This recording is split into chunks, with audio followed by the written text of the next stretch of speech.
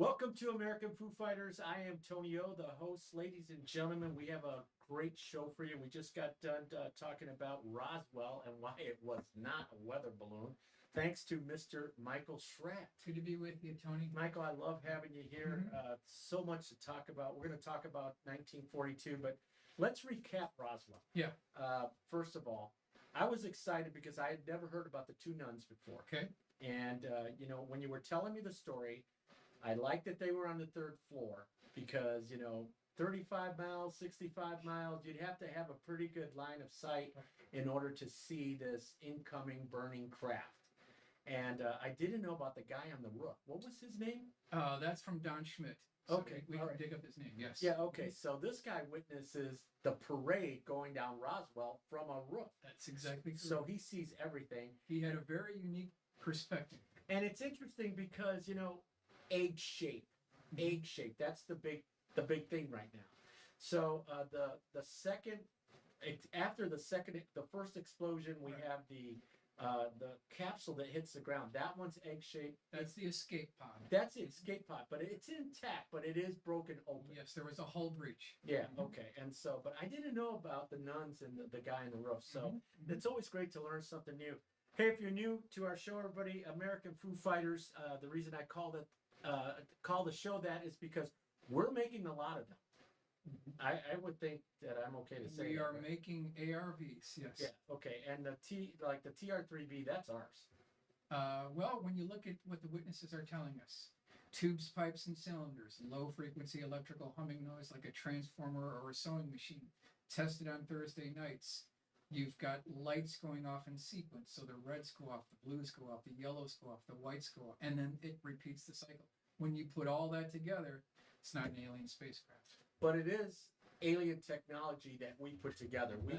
That's the $64 million question, right? Okay. Proving that is a whole different thing altogether. Now, are we in partnership with anybody like UK making these crafts? You know what? There appears to be a hand-in-hand shake going on with the UK because they've got their own triangles as well. Really? So early on, a lot of the stealth technology was shared from the German rocket scientists. Like the stealth technology early on, that information was shared with the British government. Because we know that everybody's making them. Russia's making them. China's making them. The United States make them. Who else is making? Good question. Well, those are the top three. Yeah. Those are the top three. And I believe that most of what people are seeing today over America are American made. Absolutely. So this big drone thing that's going up there, that's American made. Those aren't, alien. That's all American technology. Those are American Foo Fighters. So, but the intelligence community wants to paint it with the UFO brush as Sure. a cover to hide their own deep black programs. Yeah, and well, right now, with the passing of the Pope, they're hoping that the new Pope will say, "Hey, yeah, we're going to go ahead and spill the beans about all." I wouldn't hold my breath, but well, that's what they're saying. Hey, before we get started, I got a couple of true and false questions for you and a little bit of trivia. We're going to test Mr. Michael Schratt here. He never gets anything wrong here, but here's the first true and false question of the day, and the question is: UFOlogy is recognized by science. True or false? Want you to think about that. That is false, my friends. It is not recognized by science. However, it is almost like the first language today because it's everywhere. Everybody's talking about the UAP, the UFO, the drone, the Dior bag. I don't know why anybody called it Dior, other than that lady in New York, I think it was. But, on a daily basis, we're seeing this. It isn't like what they experienced other than in the early 50s. The 40s, the 30s, some stuff happened, but now it's just every day. Well, anytime the government wants to squelch the UFO subject, there's a new sighting that opens it up all again. Yeah. They just can't keep the lid on totally. And what are your thoughts about the new guy that just, I don't want to name people on the show. I respect everybody in this industry and those that are, putting their stories out there because, back in the day, you get yourself in some hot water talking about this, but the new egg-shaped crafts that, that these helicopters are picking up, what do you think about that? All I would say about the egg-shaped craft is it's nothing new. We've got Lonnie Zamora. We've got other UFO crash retrieval cases within the Stringfield collection that predate the current witnesses that also have egg-shaped craft as well. Why egg shape? It's strong. It's inherently strong. Interesting. Yeah, it's good for reentry too. Yeah, and so now they're saying that they're finding hieroglyphics. Mhm. Like if you look at the close-up pictures of the videos, you can see stuff on them, and I wonder if that correlate to what they found in the Roswell Well, crash. not only that, but Aztec had symbols as well. Isn't It's that not the only one. isn't that something? All right, one more question for you before we get started. We're going to talk about 1942, right? Correct. All right, 1942. Which planet is sometimes thought to be a UFO? Which planet is sometimes thought to be a UFO? Think about that for a second.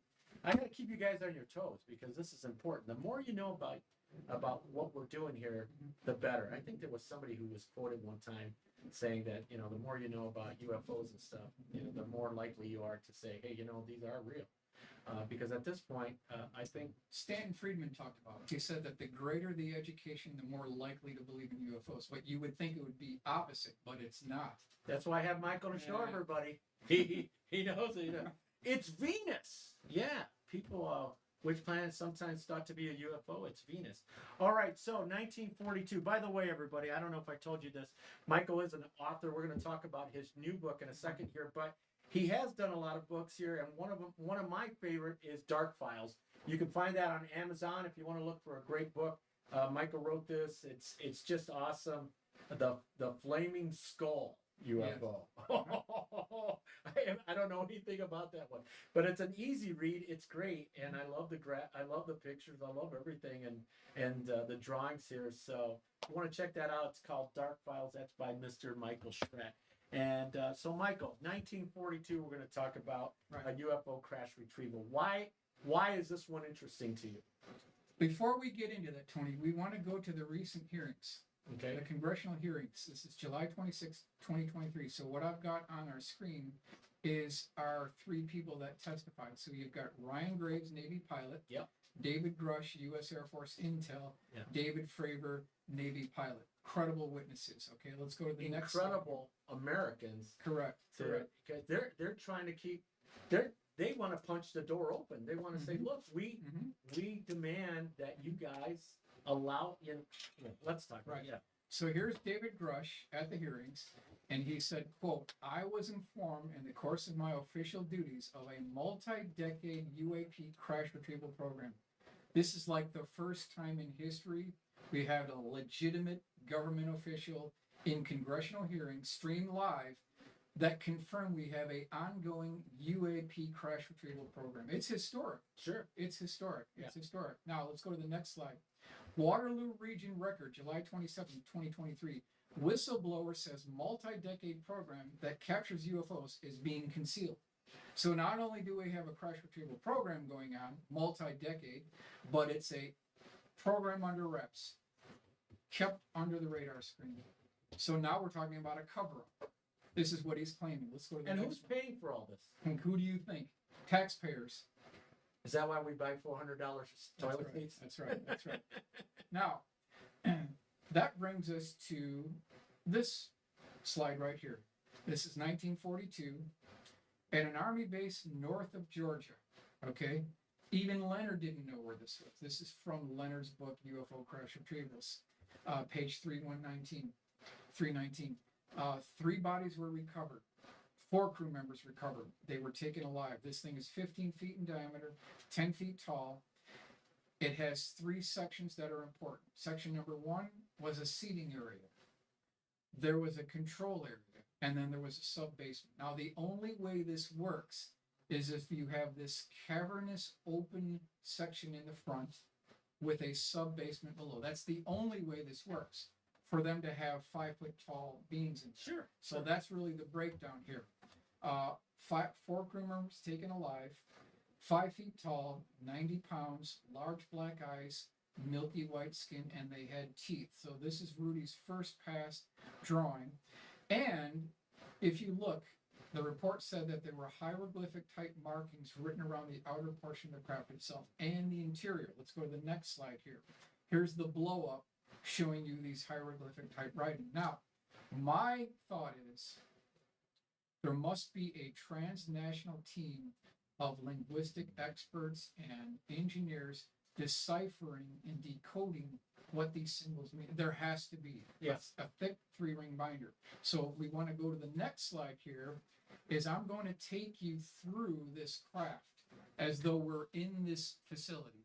I'm going to walk you through it, take you up the steps, and then I'm going to bring you inside to the best of our ability. Okay, and before you do that, Michael, Mhm. this is 1942. There's some incredible things happening in the world right now.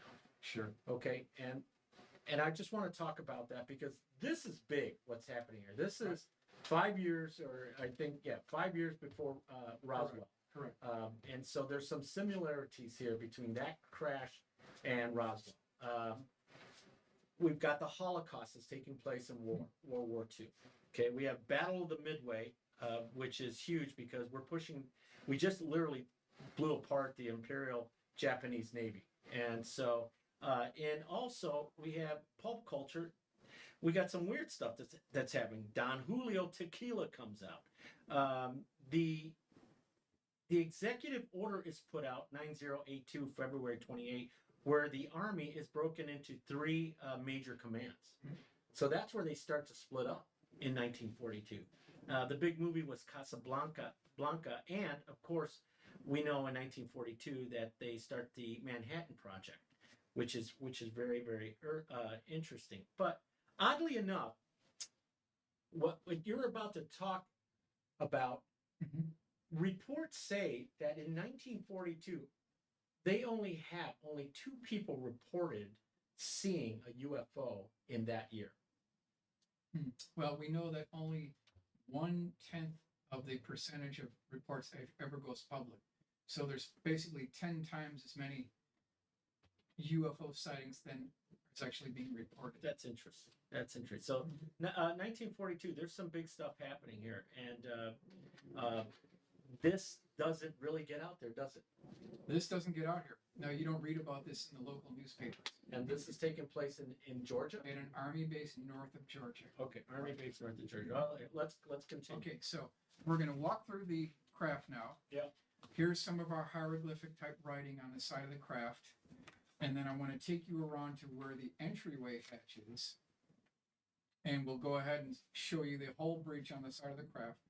Because when this thing came down, it hit the side of the Army building facility and tore open a hull breach on the side of the craft. That was talked about in the report. Wow. Mm-hmm. Okay. Yep. So let's continue on here. We're going up the stairs now. We've got a divider here. We're going to go to the top of the stairs. So off to the left, we'll have the seating area. Off to the right, we'll have the control area. So here is the divider. We've got the seats here. Off to the right, we've got the control area. I'm going to zoom in a little bit here.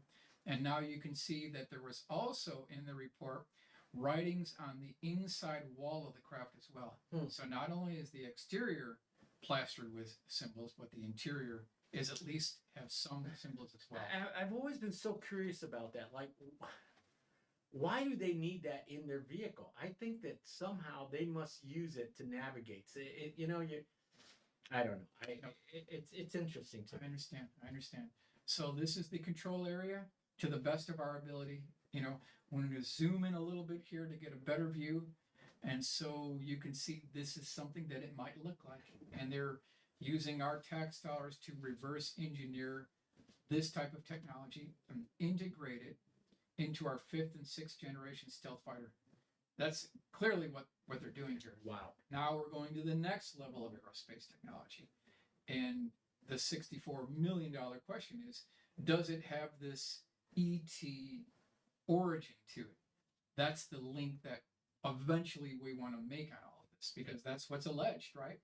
That we got the technology up here. But, when you have 119 crash retrieval cases, they're not all hoaxes. You just can't discount it all. No. So, clearly it's something that's going on here. So this is our final rendering of this control area.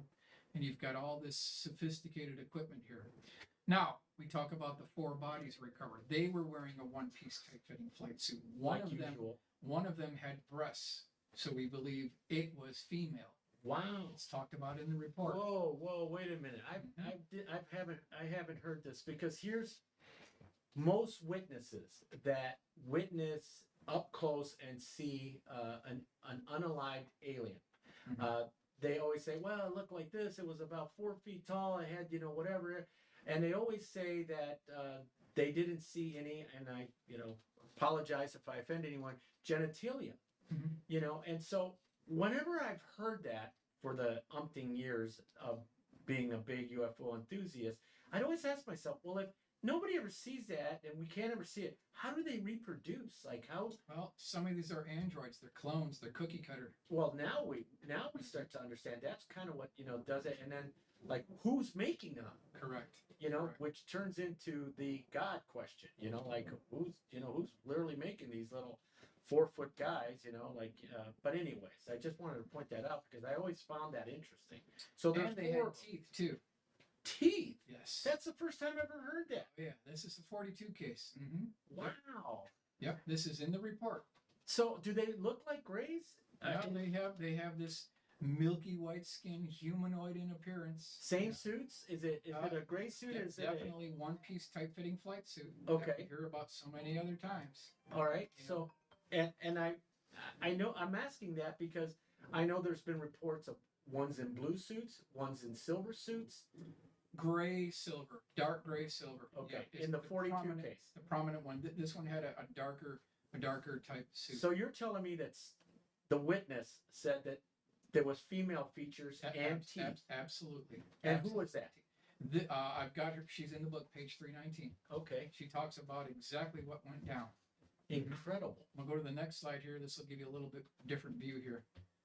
But this is what they talk about. The large, oversized head, oversized eyes, slit for a moth, minute nose. One-piece tight-fitting flight suit comes up again and again. But this time, we've got reports of teeth.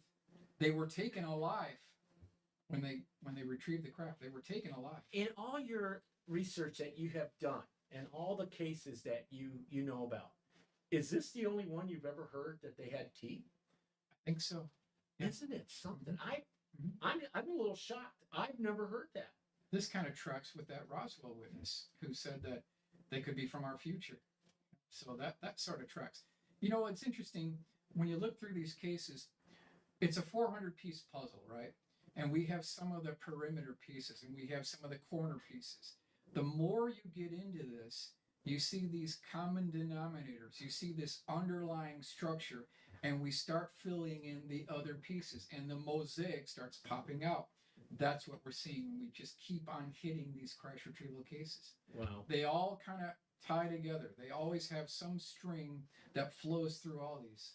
So we have the 4 unalived aliens in this base. What happens? They were taken alive, and then they were sent to Walter Reed Army Medical Center. How do we know that? That's what she says in the report.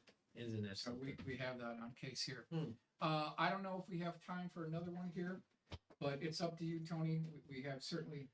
Actually, we have to cut a little bit short right now. Okay. We've got some stuff going on, but I do want to thank everybody who's watching the show, American Foo Fighters. We have Michael Schratt. We're going to keep doing this, but before we go, sure, let's talk about your new book. Okay, so this is a brand new publication. Dr. Stephen Greer, I played a major role in writing this book, putting the cases together, commissioning the artwork, basically putting it together. But, want to give credit to Dr. Greer for assisting in this and basically doing a lot of the witness testimony from his witnesses. What this is a pictorial history of 4 chapters. Chapter number 1, UFO crash retrievals. Chapter number 2, man-made ARVs. Chapter number 3, historical UFO cases. Chapter number 4, Dr. Greer whistleblower cases.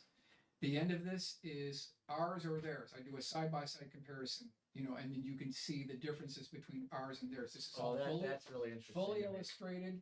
It gives you the cases. It gives you the breakdown. Wow, look at that. And this is available now in hardcover or softcover. That's exciting. And where can you get this? This is on Dr. Greer's Serious Disclosure Store website. How exciting. How exciting. I can't wait to really read this. Michael, I can't thank you enough for your time. I love hearing what you have to say. And, hopefully next time, Congress has, their big hearings, we need you up there. we need you to represent the American people. You know, I'm small fries. I stay humble, but I'm willing to go anywhere, anytime, any place to go over the crush. Well, you know, the thing is, they're asking all these questions, and you could say, hey, go to this Air Force base. Sure. You know, go over here, start there. And that's not what they're not getting those answers. They're just hearing about, oh, you saw one? Okay. No, well, you know, the follow the cookie crumbles, We've you know. got detailed analysis on exactly where to go. I mean, we know what was recovered. We know what craft was recovered. We know what bodies were recovered. We know where they were taken.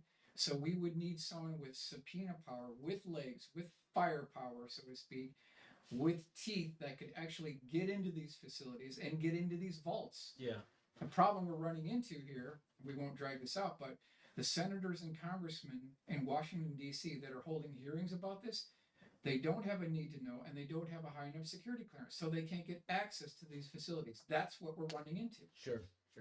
And there's a group, a very unique group of organizations that are way above the government that aren't going to allow that to happen. True. You know, the defense contractors that are building these American UFOs, you call them UFOs, I call them American Foo Fighters. I mean, they're on the inside on most of this stuff. Not only are they on the inside, but the UFO subject has been taken out of a top secret classification and it's been moved over to a proprietary classification. Well, everybody, I'm toNyO. This is Mr. Michael Schratt. You've been watching American Foo Fighters. We appreciate you stopping by, and we'll have more shows for you coming up. And hopefully, Michael, you'll be able to cover a couple more stories for us. No problem. So keep checking us out. And you can find Michael on Facebook and your YouTube. Sure. Right. And people can subscribe. Correct. And we can get the new book at Dr. Greer's website, correct? Mm-hmm. All right, check it out, everybody. Thanks again. I'm toNyO. Have a wonderful day. All right, you're going to do your live thing? Okay.